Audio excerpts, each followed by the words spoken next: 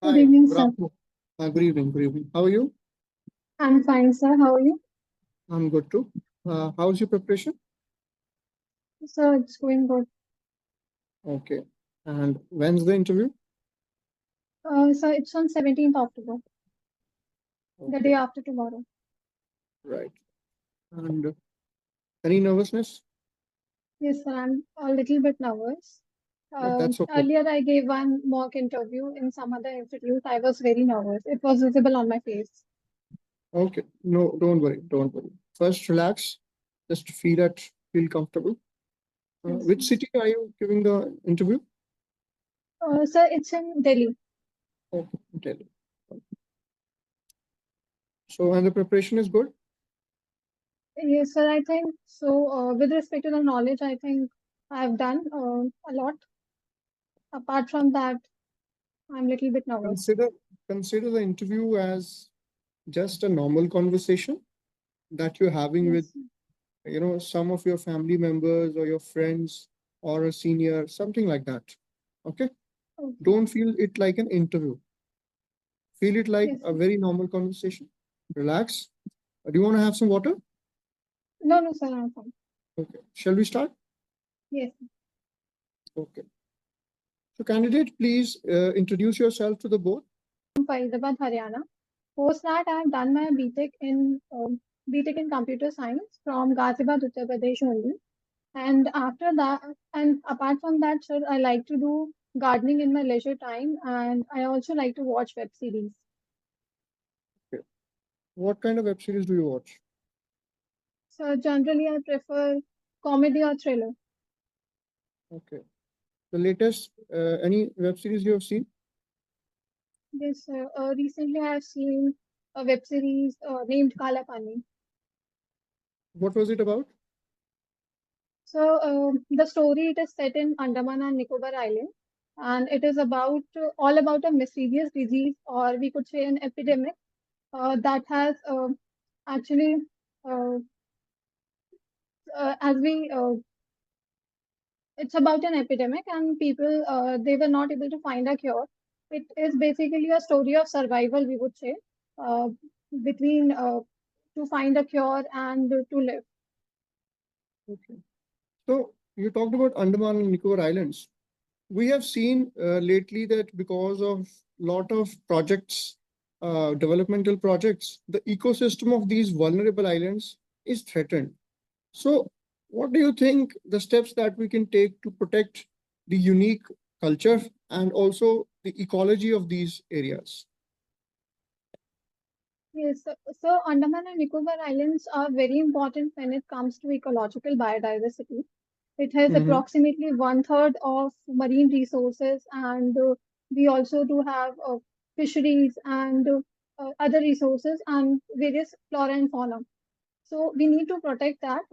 We need to, whenever any project, it has to be passed through EIA. It needs to be passed through Mm-hmm. proper, through proper I would say through proper,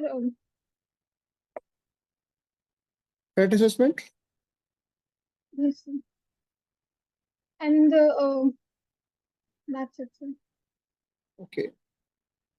Can you name any project that was recently in news to be set up in Andaman and Nicobar Islands? Yes, sir, there is a project, but I can't recall the name right now. It is a transshipment project.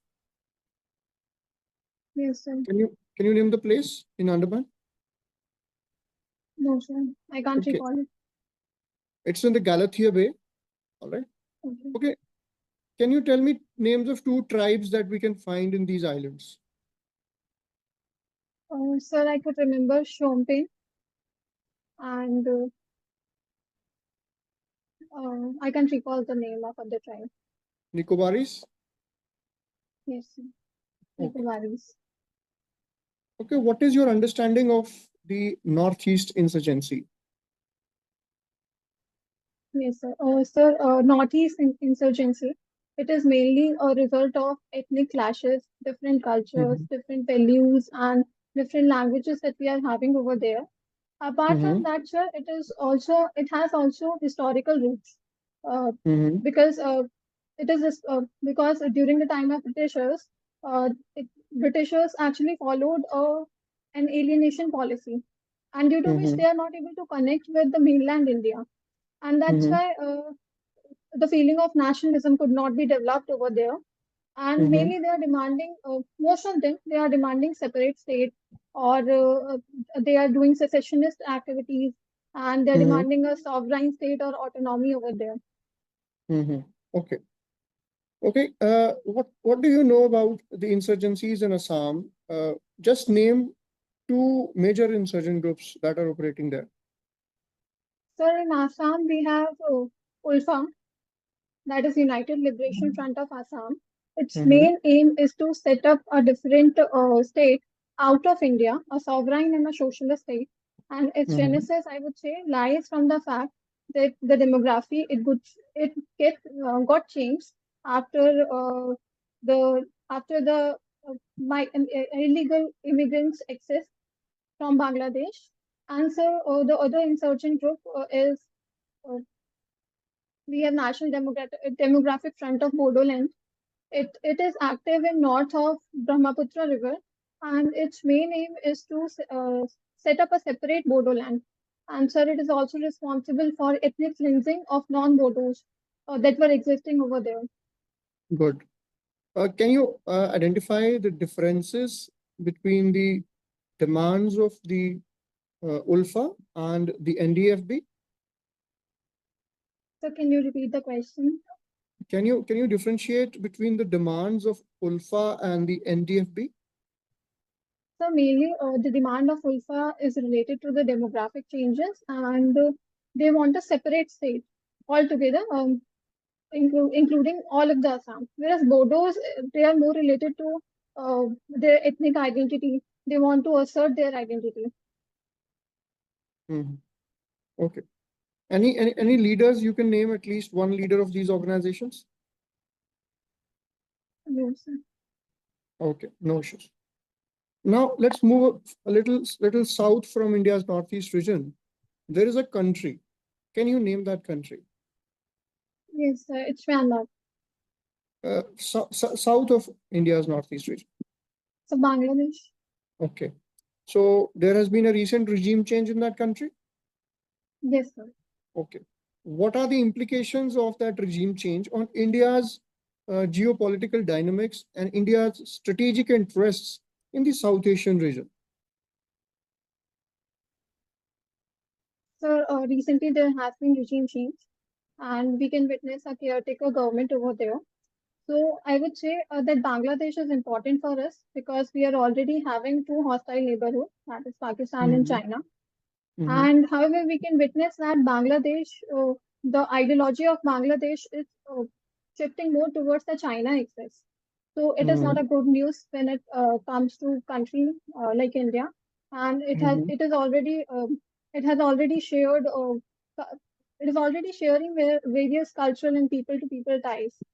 And so when it comes to South Asia, Bangladesh for us acts as a gateway too. And there are apprehensions that with the new regime change, the terrorist groups such as Jamaat-e-Islami that was earlier active in Bangladesh, it might become more active. And hence it is not a good news when it comes to the security of our country. And so there's an imminent FTA that has to be signed between India and Bangladesh. And I think that would also it is now it might differ due to these altercations. Okay. You mentioned that Jamaat-e-Islami is a terrorist organization. Is it? Sir, I've read so. Okay. Can you name two major political parties of Bangladesh?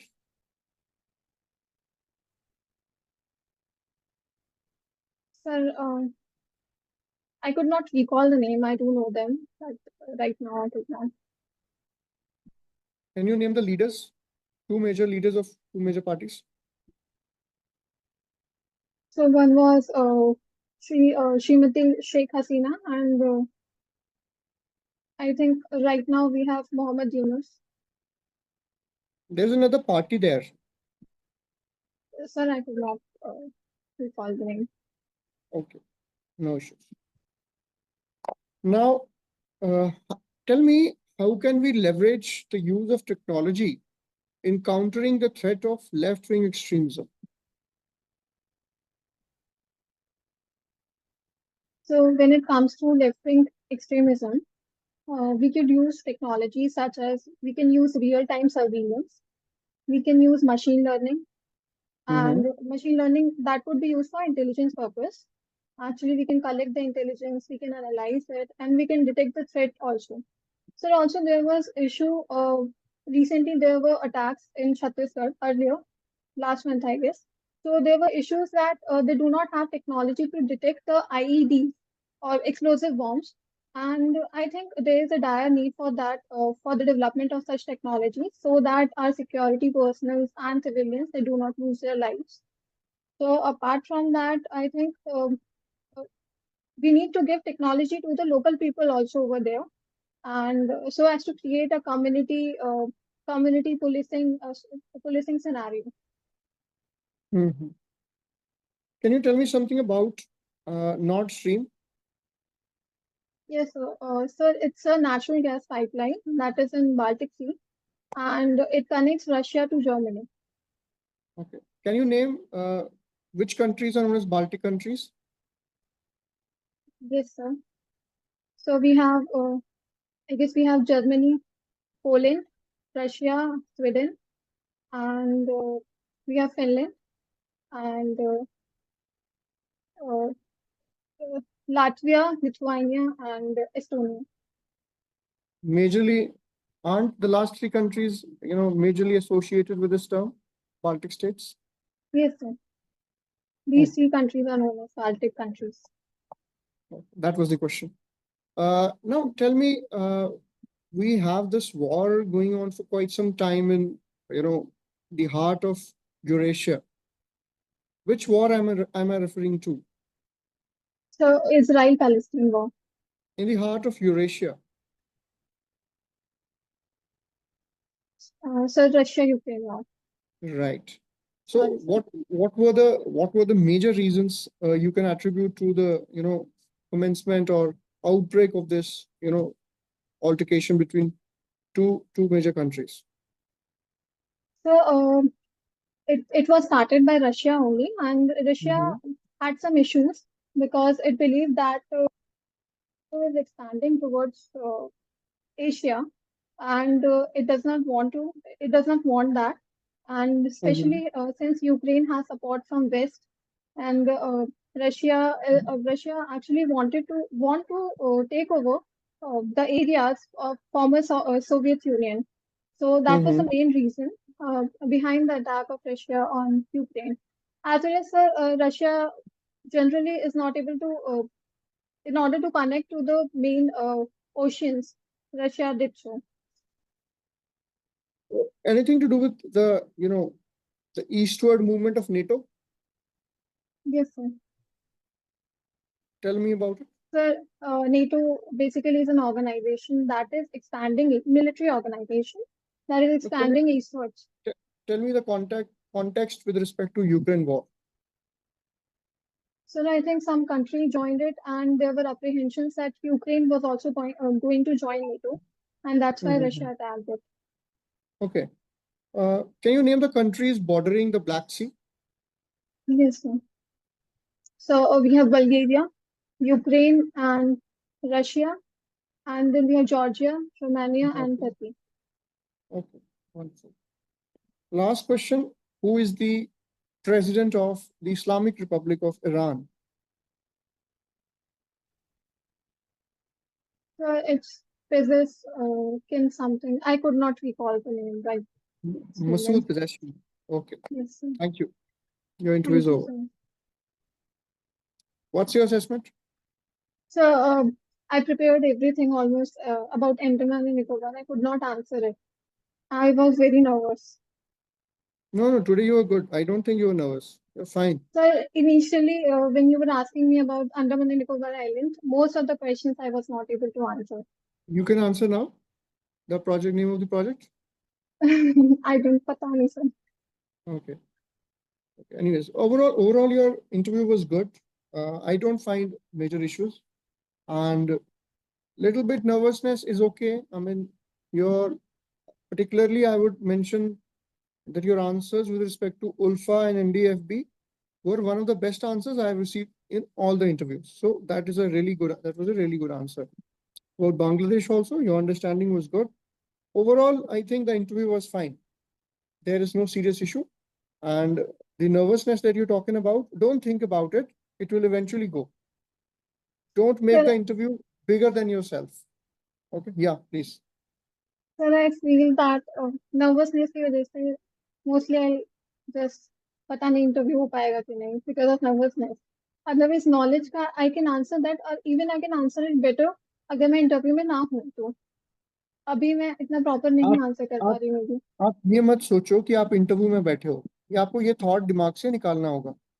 ठीक है, आप सोचो कि आप interview में हो ही नहीं, आप अपने घर पे बैठे हो, आप अपने पेरेंट्स से बात कर रहे हो, अपने फ्रेंड से बात कर रहे हो। Okay, sir. आपको अपने माइंड को ट्रेन करना है ना। अगर आपको नॉलेज है और अच्छे से एक्सप्लेन अगर कर पाते हो, तो सिर्फ नर्वसनेस की वजह से उसको नहीं होने देना है। ठीक है, So the answers were good. मतलब overall I can improve. Good good the answers were very good. Don't worry, Okay, sir.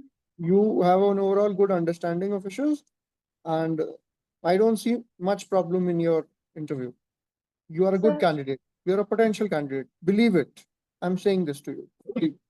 Yeah. Sir, I have a gap of almost 2.5 years. And if Mhm. they'll ask me कि I mean, for what competitive exams were you preparing for, what should I answer? What, the truth?